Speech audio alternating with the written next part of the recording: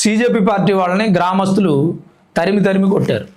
బొద్దింకలు మా గ్రామంలోకి రావద్దని చెప్పి అసహించుకున్నారు. ఎక్కువ మాట్లాడితే తన్నేస్తాం, ఇక్కడ నుంచి వెళ్ళిపోండి అన్నారు. దారుణమైనటువంటి విజువల్స్ ఇవి. కొంతమంది డిస్టర్బ్ అవ్వచ్చు. ఈ విజువల్స్ వరకు వీడియో స్కిప్ చేయకండి.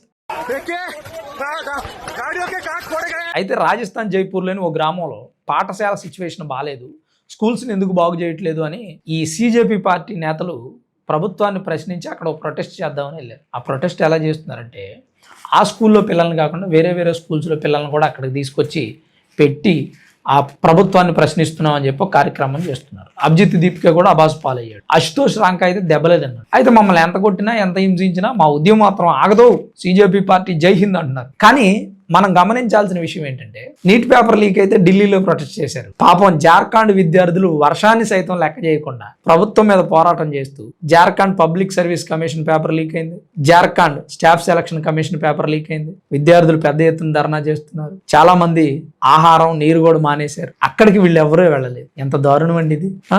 ఒక్క బీజేపీ పార్టీ పరిపాలిస్తున్న ప్రాంతాల్లోనే బొద్దింకలు వెళ్ళి ధర్నాలు చేస్తాయా? మిగిలిన చోట చేయవా? ఇది న్యాయమేనండి? ఇది ధర్మమేనా? అసలు రాజస్థాన్ జైపూర్లో ఈ స్కూలు శిథిలావస్థలో ఉంది. పిల్లలు పక్కన ఉన్నటువంటి షెడ్లో చదువుకుంటారు. ఈ షెడ్ పూర్తిగా పడిపోయింది. ఎందుకంటే ప్రభుత్వాలు ఆ స్కూల్ని పట్టించుకోలేదు.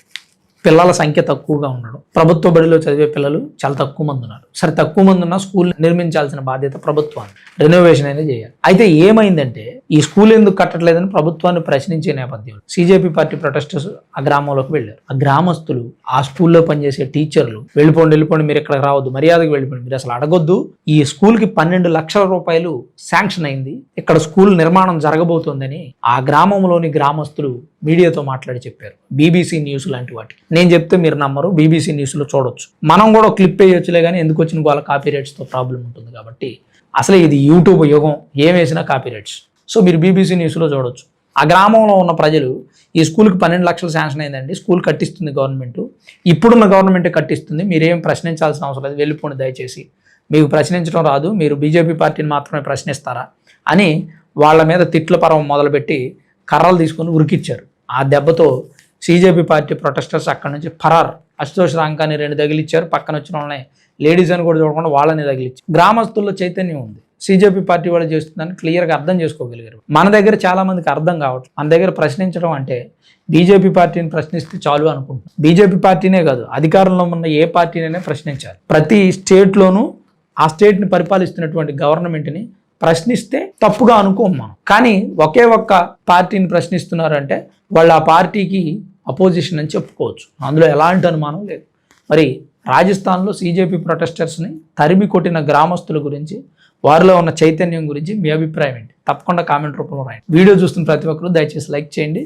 అలానే మీ వ్యాపార ప్రకటనల కోసం ఏదైనా ప్రమోషన్స్ కావాలంటే మా ఛానల్ని తప్పక సంప్రదించండి. వ్యాపారం మీది, ప్రకటన మాది. మీ వ్యాపారానికి మా ప్రకటన తోడైతే మీ వ్యాపారం మరి కాస్త జోష్గా దూసుకుపోతుంది. మీకు ప్రకటన సింపుల్గా కావాలన్నా వేయడానికి మేము సిద్ధంగా ఉన్నాం. లేదు ఆర్టిస్టులతో ఏదైనా ప్రమోషన్ చేయించాలన్నా కానీ సిద్ధంగా ఉన్నాం. తప్పకుండా కింద స్క్రోల్ అవుతున్న నంబర్ని సంప్రదించి మీ వ్యాపార ప్రకటనల కోసం బుక్ చేసుకోండి. Thank you. చివరి వరకు వీడియో చూసిన మీ అందరికీ పేరు పేరున ప్రత్యేకించి ధన్యవాదాలు.